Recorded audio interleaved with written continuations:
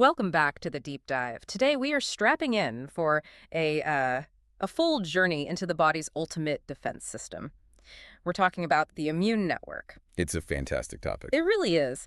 And our mission today is to dig into some pretty dense source material and pull out three key things for you.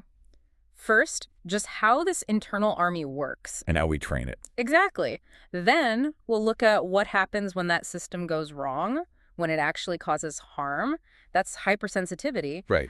And finally, we'll connect all of that to early life choices, like nutrition and how they shape our defenses for life. It's a great roadmap. And, calling it just a defense system really sells it short. How so? Well, immunity is, yes, it's the body's response to infection, natural or induced. But it's not a single wall. It's more like a vast, complex network. We're talking about specialized cells, tissues, entire organs, all coordinating. All the time. And here's something that I think often surprises people. The immune system isn't just sitting around waiting for a cold. Not at all. It has this huge to-do list running constantly. So beyond just fighting infection, what are those other day-to-day functions? Think of it as a full-time surveillance and cleanup crew. Yeah.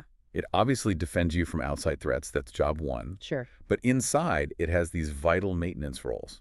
It's always patrolling, removing, and destroying cells that are damaged or have just died. It's the body's recycler. Okay, that makes sense. And maybe most critically for your long-term health, it identifies and destroys malignant cells, precancerous cells, to stop them from developing into tumors. Wow. So it's the difference between a minor cellular mistake and a serious disease. A huge difference. That idea, defense, cleanup, and surveillance, that really changes the whole picture. Yeah. So let's look at how we actively, bolster that defense.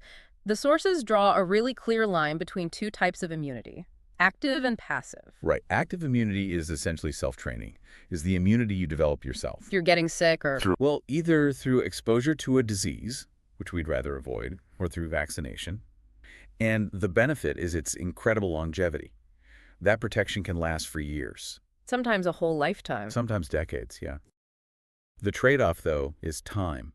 Ah, okay. It takes several weeks for your body to process everything and build up that full protective response. Mm-hmm. It's a slow burn. And passive immunity is the total opposite. It's that immediate kind of borrowed strength we see right after birth. Exactly. Passive immunity is acquired instantly. You get antibodies from an external source. The classic example is a mother passing antibodies to her infant through breast milk. And the advantage is speed. Instantaneous protection. You don't wait weeks. But the limitation is that it's temporary. This borrowed shield, it usually only lasts for a few weeks, maybe a few months. Okay, so when we talk about actively training our immune system, specifically with immunization, it's not a one-size-fits-all thing. The sources lay out this whole toolkit we have. That's right. The mechanics are really different depending on what you're targeting. The most straightforward methods are the traditional ones, like killed or inactivated vaccines. They're sourced from a literal dead version of the microbe. And then there's the live virus vaccine, which has a very carefully weakened but still living form of the microbe. Designed to provoke a response, but a safe one. A full but safe response, exactly. Then you get into the more specialized tools for the really tough microbes. I'm thinking of the toxoid vaccines. That's a great example. A toxoid vaccine is for when the microbe itself isn't the main issue, but the potent toxin it produces is. So you train the immune system to just neutralize the toxin. And then we get into some serious engineering feats. We do. Let's talk about recombinant and conjugated, because they show just how specific modern immunology is. Okay, so the recombinant type, that's genetic engineering. We combine DNA from a couple of sources to alter a microbe.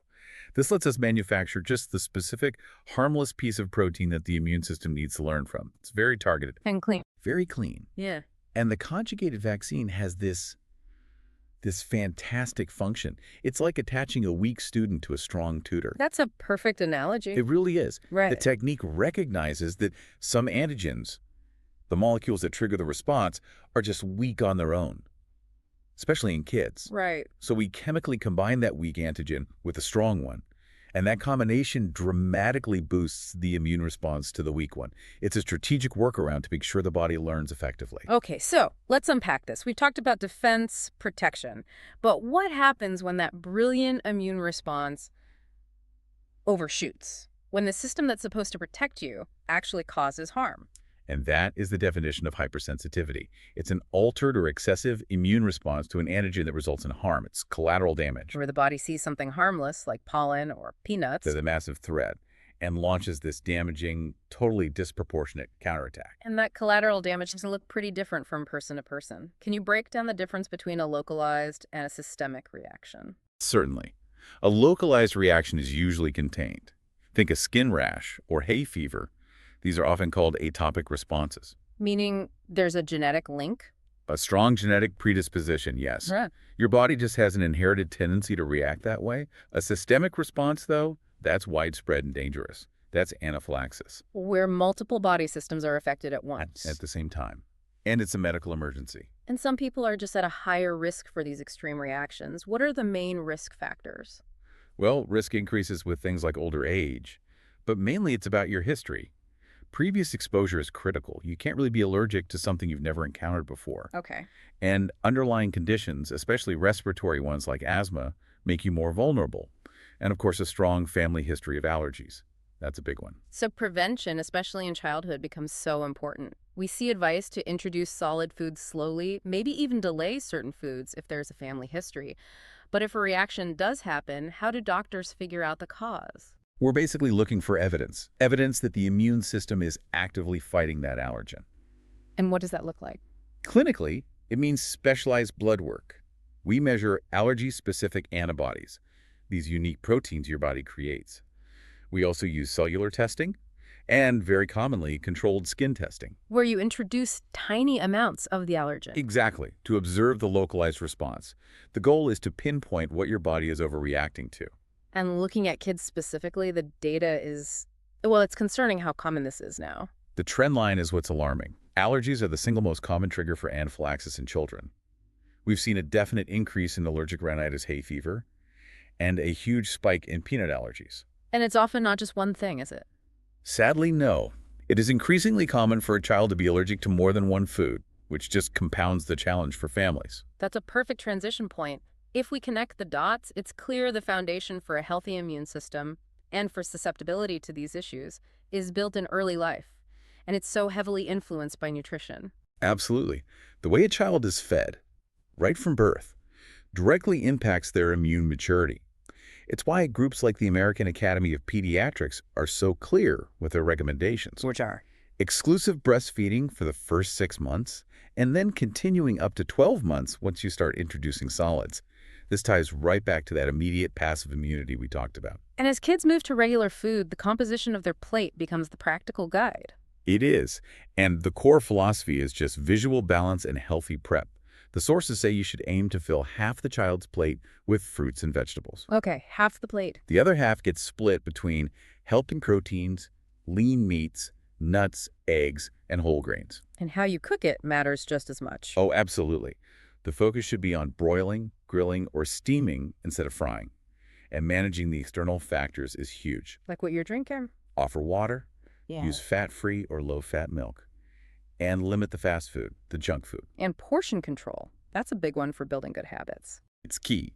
Offer small, manageable portions and let the child ask for more. Don't overwhelm them with a giant plate right from the start. This careful approach is so important because, unfortunately, the outcome of poor choices is staring us in the face. Childhood obesity is a health crisis in the U.S. It is. We define it as a BMI over the 95th percentile, and that excess weight predisposes kids to a whole host of physical and psychological problems. When we look at why this is happening, it's never just one thing. It's a complex mix. Genetics, the food environment at home and at school, lack of exercise, sugary drinks, and significantly, parental food choices and obesity play a big role. And screen time. And way too much screen time, which means not enough activity. So given all those risk factors, what are the most effective research-backed ways we can push back? The best strategies are all interconnected. They really revolve around routine and biology.